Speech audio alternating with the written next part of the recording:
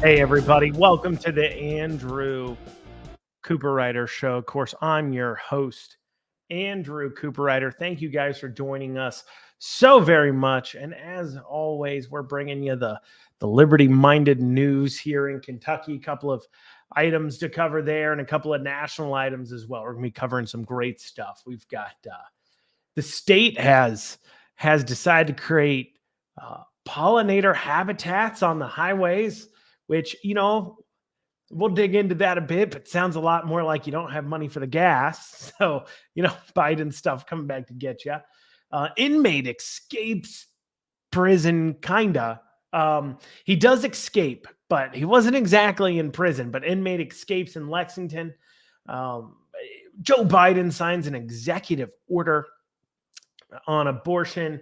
And then New York, following up on our prior conversations about that Supreme Court decision, New York has put in place their next new gun law, which I think will immediately be struck down. But before we dig into it, please, like, comment, and share to support us. That's an easy, simple thing for you to do. You sit there, you listen to this all the time, send a link to somebody, hit the share button down there in the bottom corner and say, hey, check this guy out. Leave us a review if you're listening on Apple. As always, too, if you're listening to this on a replay on Facebook or YouTube, feel free to go on to, you can listen to it on the go on all major podcasting platforms, including Spotify, Apple, all the Google podcasts, all the podcast platforms, you can find it there. And thank you guys for joining us. One more thing before we dig into it, please. As many of you know, I'm running for state treasurer here in Kentucky, and that means I need you to donate to the campaign. If you haven't yet, ask yourself why. Why are you unwilling to do so? Even $10 goes a long way. We need to put our money where our mouths are. I know I donate to candidates all the time. You should too as well. It doesn't stop the establishment and the corrupt and all those people from donating to their candidates. But yet we on the Liberty side sometimes have a very hard time getting you guys to actually even give a few bucks, let alone some big money like they get on the other side. And it handicaps us a bit. So please donate today. You can go to Andrew, the number 4, ky.com. That's Andrew, the number 4, ky.com. Once again, Andrew, the number 4, ky.com, and hit the donate button and help that campaign out. And now let's dig into it. So the state has come out recently letting everybody know, this is very recent. I've seen several articles on this over the last week. Now, letting everybody know they're only going to be mowing about 15 feet, and they're going to be doing it less often, 15 feet from the road on the highways. They're going to be doing it less often because they're putting in pollinator habitats. Now, to be fair, the state and nature side has been working on this very thing for a while, where they have occasionally come out and said, look, we're going to be mowing less here or there.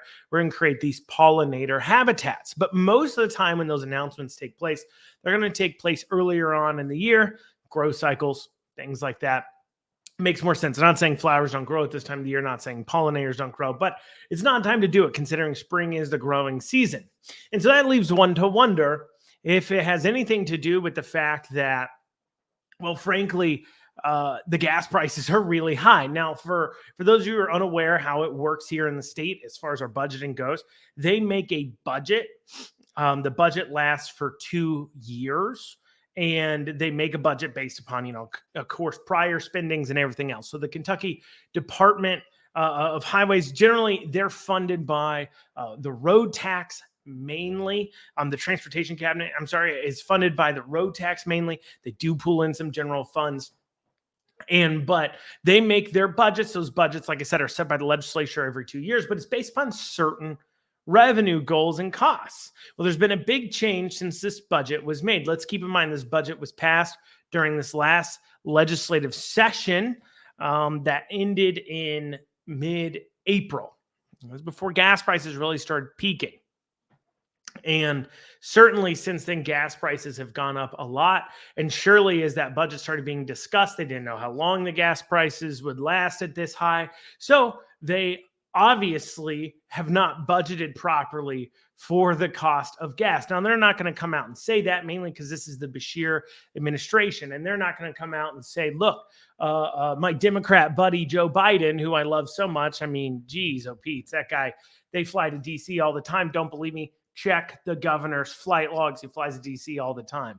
But anyways, he's like, look, I don't want to put my guy Joe Biden under the bus and say you have to have taller grass on your highways because we're just not going to spend the money on the fuel because we don't have it budgeted to spend that amount of money. Instead, they're going to say, look, it's better for the bees. It's better for everything else. Don't get me wrong. Do not get me wrong here. I am in full support of us mowing less on the highways. In fact, I'm in full support. Just let it grow. Let it grow as high as. Why do we need to cut it down? You know, we can eliminate noise and everything else. We can have I don't have to see your ugly car driving on the other side of the road because I got a tall grass thing in the way. I'm just joking, of course. But you know, I understand it looks nice here in Kentucky in certain parts, the rolling grass and everything else, but it does save taxpayer funds, and we can wrap it up in some green initiative about it. Pollinator habitats as much as we want to. I'm with you there. Let's call it that to make people happy. But this is, mark my words, the timing and everything else is very suspect to make me believe it's got more to do with the price of gas than it does to do with some sort of pollinator habitat thing. Though it does give me an idea for the next time that I don't feel like cutting the grass and my wife comes and yells at me, I'm just going to say, look, honey, we're building pollinator habitats out there. Now, look, we're doing our part for the environment, for society. It's the right thing to do. The bees will love us. So I'm not going to cut the grass because I care more than you. And then when the HOA comes and tells me I have to cut the grass, I'm going to try the same thing. We'll see how that works out. Say, look, the Kentucky Department of Transportation Transportation Cabinet. It's not a department. It's a cabinet.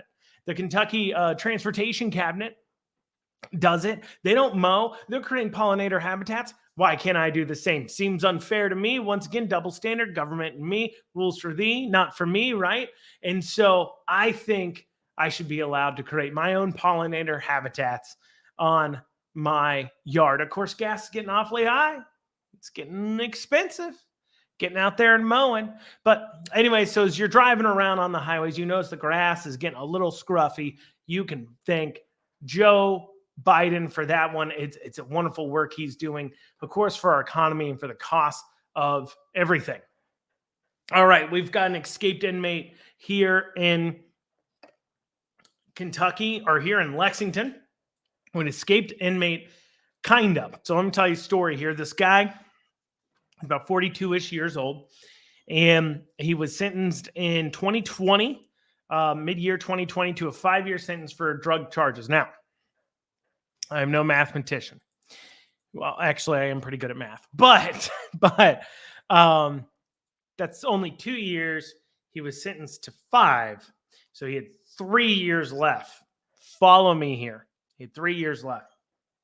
Now, I say he kind of escaped from prison, so this wasn't like, you know, a prison break or anything like that. He didn't sneak into prison with a schematics tattooed on his back to save his brother. You know, this wasn't escape from Alcatraz or anything like that. He didn't jump a wall. Don't worry, Masterson Station, we're safe. He didn't jump a wall to get out there. Okay. This is what happened. Apparently, with 3 years left on his sentence, he was staying at the Hope Center here in Lexington. So what's the Hope Center? The Hope Center is a place for men, homeless, recovering addicts, people trying to get back on their feet, generally speaking. They help also with transitioning. They're kind of like a halfway house sometimes. But I didn't know this guy wasn't on parole. He was actually an inmate, escaped inmate. So he wasn't out of prison, but for some reason, his prison was not even Blackburn, which already is a pretty cushy place, I'm told. Never been there, never been inside, but I'm told it's not the worst prison in the world. No, he wasn't in Fayette County Jail either. No, he was at the Hope Center on an anklet. That's what they said. They had an anklet on him and he was there and he was allowed to roam free. So he got sentenced to 5 years, 2 in, and he's at the Hope Center on an anklet. This sounds like he wasn't actually doing anything. It sounds like he wasn't in jail at all. He was at a halfway house before parole. That's the way it looks to me, based upon the detail, because they're not going into deep down in these details for you, because of course that would cause us to actually ask some questions I'm going to ask here in a second. But based upon the details I'm reading, I've read it in 3 or 4 different places. They're scant on it, but they're calling him an inmate. They're not saying he's on parole. They said he was 2 years into a 5-year sentence and he was at the Hope Center on an anklet. Like he stays there. And so he'd slipped the anklet and he ran away. And this just goes to the failures, I believe, of drug court here in Kentucky. Okay, so for those who don't know, drug court's this thing where if you get caught doing a crime, if it's a drug crime, you go pretty much most of the time immediately into drug court. But if it is, let's say you get caught stealing. Let's say you break into somebody's car and you steal something and you get caught. If you get caught and you don't have drugs on you and you have no drug history, you get one punishment, whatever it may be. It's pretty black and white. If you're found guilty, they've got their sentences and stuff, and that's what you do, right? Depending upon your amount of times you've been caught or whatever doing these things, your criminal history. But if you have no drugs, this is what you get. If you do the same crime, exact same person commits the same crime, but also has drugs on them. So you would think, well, that's an amplifier because drugs are like illegal too. So not only are you doing this illegal crime like stealing, but you're also on drugs. So that should be like extra, right? You'd be wrong. In fact, and I'm describing this in a very quick and crass way so people understand and grab a hold of this here. But if you're found with drugs and you've been stealing, that triggers you to go into drug court, where instead they're going to treat you for your addiction and treat you in that way and look at the crime as a symptom of your addiction instead of what it is, a crime. And it leaves it up. It takes it from being, if you plead guilty and you go to drug court, it takes it from being in the hands of like a jury, and then a judge sentences you after a jury. And instead you say, I'm waiving my right to a jury, and I'm going to have the judge kind of acts as a quarterback to your treatment and whatever the judge thinks. So maybe you go to jail for a little bit and then they put you into halfway house, like what's going on here at the Hope Center, I'm assuming. And then maybe they put you out there, and that is before you even go on parole. And it could be a longer program. So you could end up going to jail for if you just broke in, had no drugs, you could go to jail for like a year, parole for a year, and then you're done. In this case, you may end up 5-6 years through the system, but you didn't have to go to jail for the year. I would say, based upon the results, drug court has been an abject failure, objective failure. And I'm saying that, and please understand what I'm saying. I'm sure there's a lot of people out there that you guys can look at and say they were helped by drug court. They were helped by addiction treatments. We can't give up on these people. I'm not necessarily disagreeing with you there. What I'm saying is this: drug use has gone up. Overdose has gone up. Crime has gone up. Escaped inmates escaping, slipping their anklets, right? I'm saying when you look at the results of the policies, something is not working. And we should take a minute before we keep going down this road and say, hey, is this a place we want to keep going? Do we want to keep doing this where we're treating this differently than we do other crimes because drugs are involved?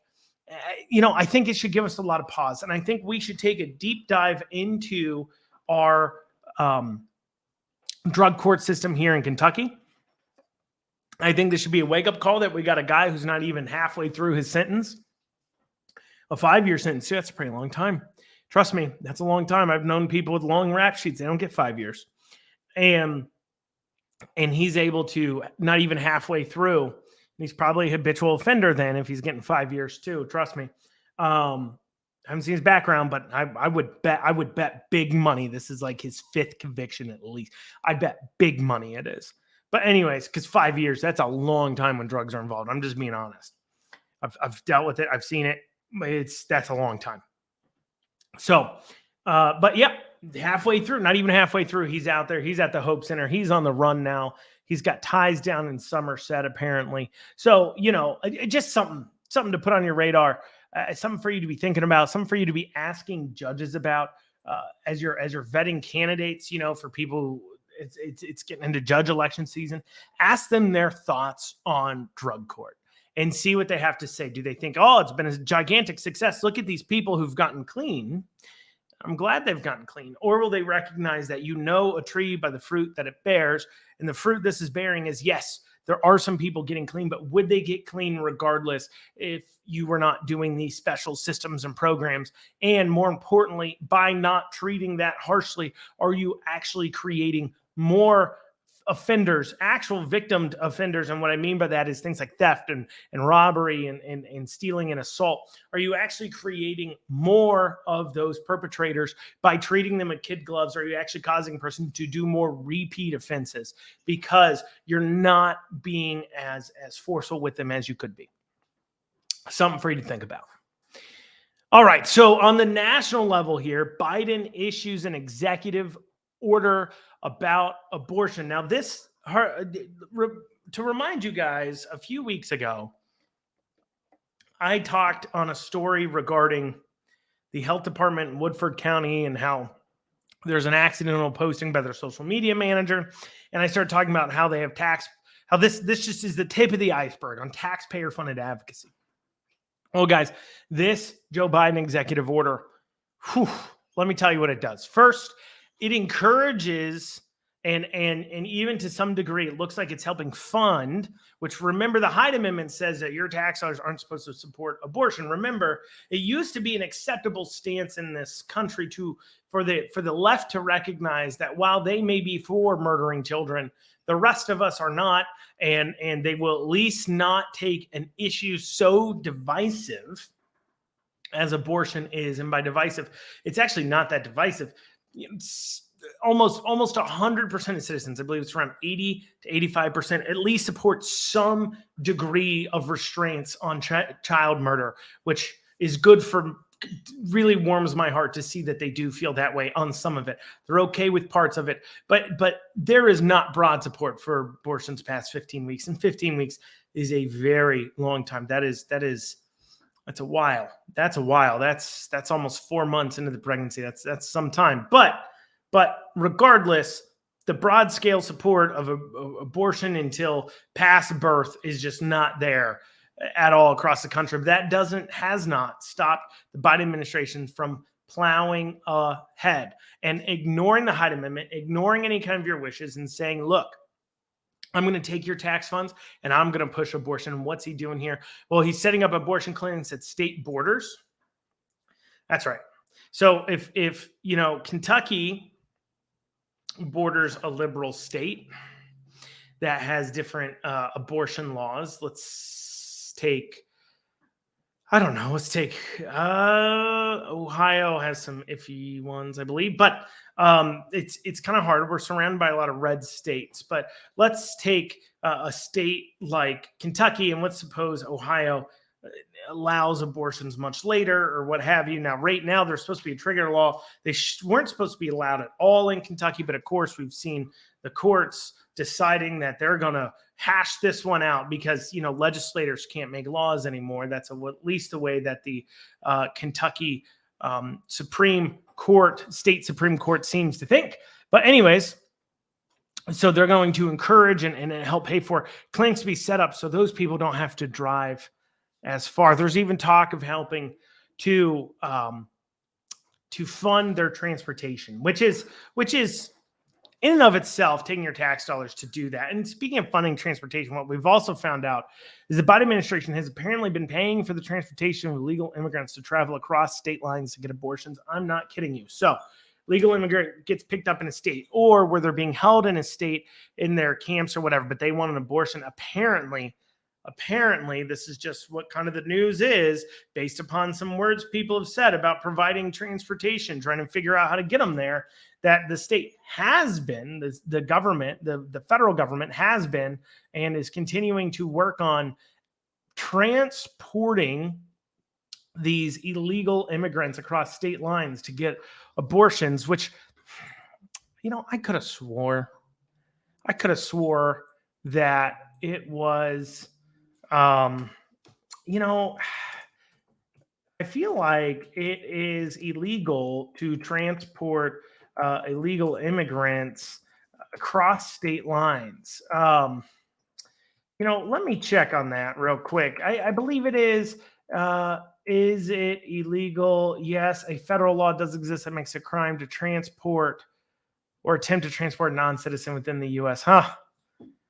Well, look at that. Yep, it is. It is a law. You can't transport things across state lines. I thought it might be. Wanted to double check. Yes, you cannot transport illegal immigrants across state lines, but apparently rules for thee, once again, not for me being the federal government, and the federal government saying, look, yes, you can't transport illegal immigrants, but if they want to murder a baby, not only will we allow you to transport them, we will do it for you. We'll pay you to do it, right? And we'll pay you to go ahead and take care of that. Now, I'm wondering how many of these people are coming here, and that just goes to show too as well. I mean, generally the Hispanic vote, the Republicans have been taking why out there. They've been picking up a lot of the Hispanic vote, but for some reason, the federal government thinks that they're going to continue to win it by murdering unborn, the Hispanic children, which should be racist. That should be, but whatever.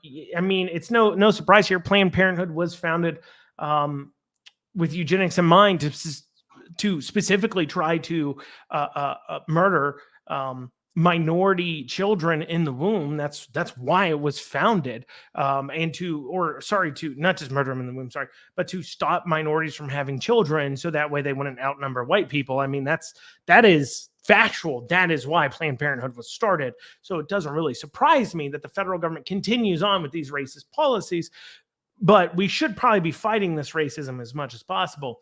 Anyways, but yeah, they're transporting these illegal immigrants across state lines. And then there's another thing that they're doing here. They've decided that they're going to use taxpayer funds to educate on abortion. AKA, we're going to take your tax, that's in this executive order, we're going to take your tax dollars and we're going to message on abortion.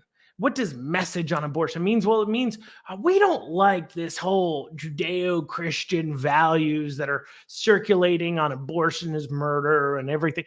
That doesn't sit right with us. So we're going to take your money. That's right. Your money that we took from you at gunpoint. You think they're not taking it from you at gunpoint? Try not paying it and see who shows up. Anyways, we're going to take money from you at gunpoint, and then we're going to use it to pump out propaganda that goes against everything you believe in, because we want to win on this issue. In fact, we're going to use this to fund our own personal liberal Democrat campaign, political campaign.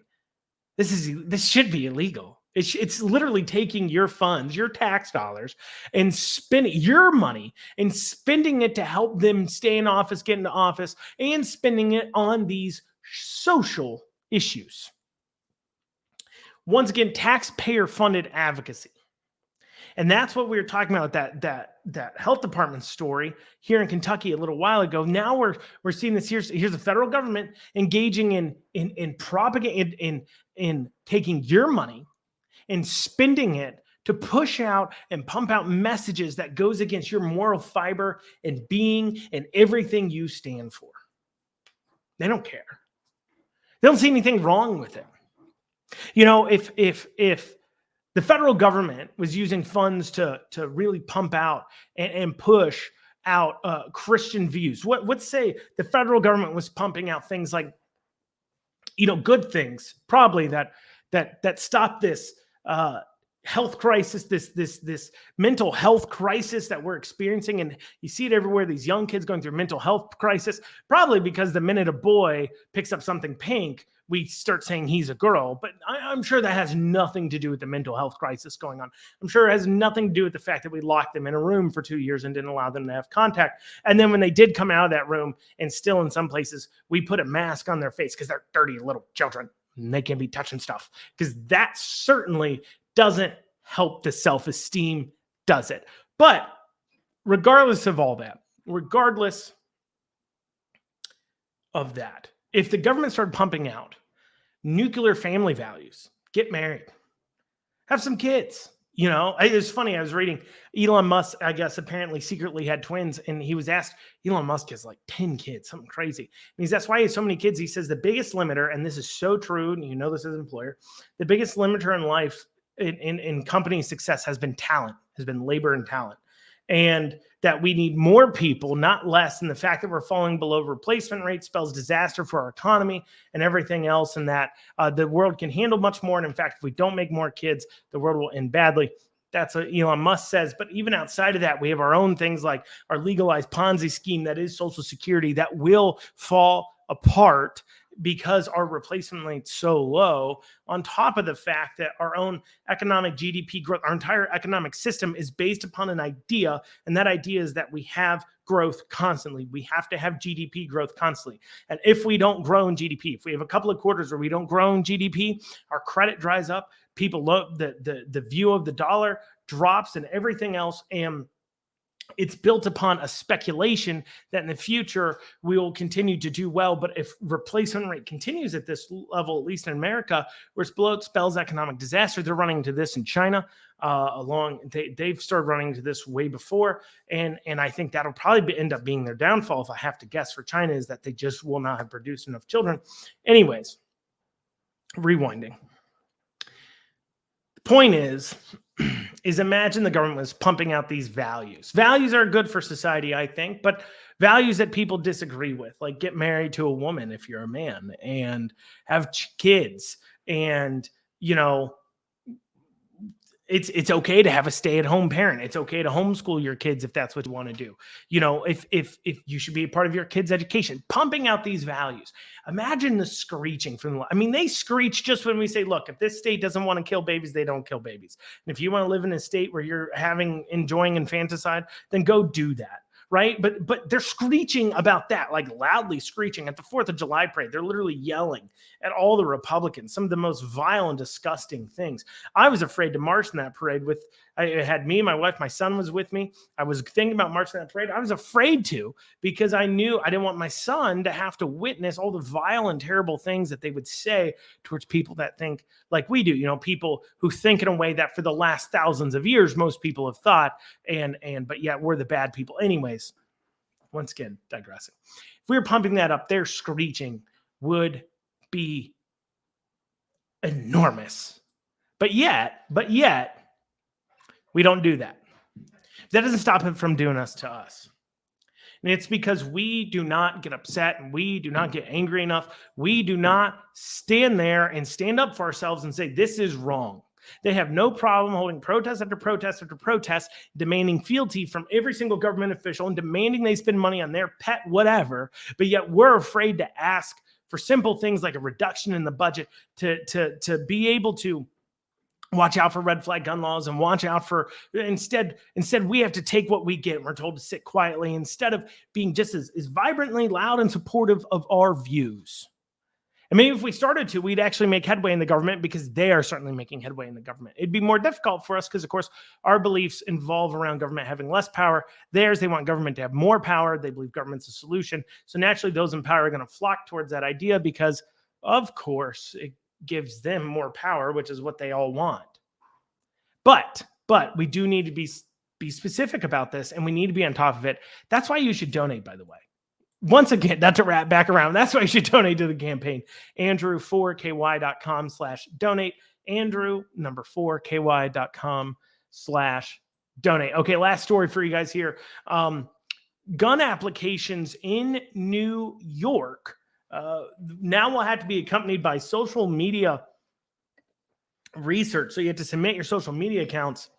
So the backstory here. So Supreme Court recently knocked down a law, a shall issue law in New York, where basically they're saying, look, you cannot make the requirement to own a firearm, express your Second Amendment, to be based upon a subjective standard, like whether or not the government thinks you need it or not. That's very subjective of whoever's deciding in the sheriff's office. Very subjective. Well, in this case, they've decided to just go ahead and say, okay, well, you got to turn your social media accounts and we get to go through it and subjectively decide whether or not you think the right way. That's right. Subjectively decide whether or not you think the right way. Now, we talked about how red flag gun laws are thought crime enforcement, and that's what this is. Thought crime enforcement. You post the wrong thing, you say the wrong thing, you do the wrong thing online, you have the wrong viewpoint that whoever's reviewing your file decides, that's a little iffy. Then in that case, you don't get to express your Second Amendment right. Now, of course, this will be knocked down. I have no doubt about it. Supreme Court will be like, this is not an objective standard. We've said all along, you can put in all the standards you want, but it has to be objective. This is, once again, subjective. You know what you're doing. You know it's going to get knocked down. One, it's for them to complain and cry about. But two, it makes gun control continue to be an issue, which gets Democrats elected. But three, and more importantly, they know that this is unconstitutional. They know this goes against ruling, but they're still going to do it anyways because there are no repercussions for actions. Just like Joe Biden's executive order on abortion. Some of it may have crossed the line. That didn't stop him from doing it. And the Supreme Court is pretty clear that the federal government has no role in abortion, but yet Joe Biden still did it, and nothing will happen to him because of it. Nobody will hold him accountable, just like nobody will hold New York accountable. Yes, the law gets struck down. They'll just continue to make a new law, and it takes private citizens like you and me to sit there and hold them accountable for it because we're not going to have an attorney general that stands up for it. Definitely not in New York, but it's hard to get an attorney general to stand up in general on any of these issues. And on top of that, too, as well, so it takes, just like who forced it to the Supreme Court in the first place, a pair of private citizens and an advocacy group that was funded through donations. Once again, donate to causes and to people, but that was funded through donations that took that to court. That's who even got the ruling in the first place. Now New York comes up with something else, and they're going to have to do it all again. They're going to have citizens apply, get denied, so they can take it to the Supreme Court and say this is not okay. And those people have to have borderline issues. Trust me, they're going to have borderline issues too to make the best case they can. I know how attorneys think. If it's obvious, if they say something like, there's going to be a revolution here soon, and then they get denied government, they will not take that client. They want a reasonable client that gets denied for some random reason, and that's what they will seek out. Once they find it, they'll then take it to the courts, and it'll take another year or so or 2 years to get knocked down. And meanwhile, these people are afraid to go protect themselves. People will be murdered. People will be killed. People will be dead in the streets because they were unable to protect themselves from the rising crime that we see in all these Democrat cities all across the country, all because they want to look at, in a subjective matter, your social media accounts to determine if you're worthy or not of having a God-given right. God-given right. And you can sit there and say, oh, those dastardly Democrats at it again, but it's Republicans too. Remember, it was a Republican senators, I believe 12, that passed this red flag gun law legislation to create financial incentives for states to put in place red flag gun laws, including one from Kentucky, Senator Mitch McConnell, doing the same thing. That's borderline. It could be close to the same thing. You're literally funding and encouraging those types of laws. Now you could say, look, that's not quite the same. You can make whatever laws. There's no standard. It can be subjective. It's going to have to be. Because I went over this once again, I think in my last podcast, that red flag gun laws have to be subjective one way or another. Unless you're in front of a jury, there's no possible way that it could be. You're going to end up in front of one judge, and they're going to be basing their opinion based upon mental health person, the same mental health people that think the minute that a girl is into wrestling in the mud at a young age or into too masculine of things, they say, well, let's put him on hormones and dress him as a boy and call him Larry instead of Shirley. Those same mental health experts are going to determine whether or not you get to own a firearm with a judge maybe taking their opinion for it at face value. I'll pass. I'll pass on that. I'll pass on these subjective standards that we continue to have for our rights. It's basic. It's simple. If you have a right to own a firearm, it should only be taken away from you with due process in a jury by your peers. And you should be found guilty of a crime that you are protecting yourself against, not just simply you think the wrong way. But of course, we're going to see more of this. Trust me, we're going to see more of this. We're going to see more of these, especially as we have more of these mass shootings. I put that in quotations because, what do you determine as a mass shooting? Of course, there's mass shootings all the time, but it's gang violence or things like that. So they don't consider that to be the case. But anyways, as we see more of these things where they're like, oh, they were on social media, blah, blah, blah, because we're having a mental health crisis with our kids in America. I said this earlier. So you're going to see more of this, and they're going to say, well, it's the gun's fault and blah, blah, blah. And look, if we could only take away based on their social media accounts, and trust me, your right to own a firearm in more states than just New York will somehow start trying to get tied to your social media accounts and what you're saying on it. And we have to stand against that. We got to fight it everywhere we can. Mark my words, we got to fight it everywhere we can. That's why as state treasurer, I said this, I say this on my website, say it all the time. I will personally ensure that if our tax dollars are spent enforcing unconstitutional gun laws, I will immediately raise the alarm so people are aware of it and so they can hold their elected officials accountable, because it's the right thing to do. So one last plug, please donate at Andrew4ky.com. Please share, subscribe, get this podcast out there. We know several thousand of you listen every single week, but please, let's get thousands more and let's make a difference here in Kentucky. Have a great day.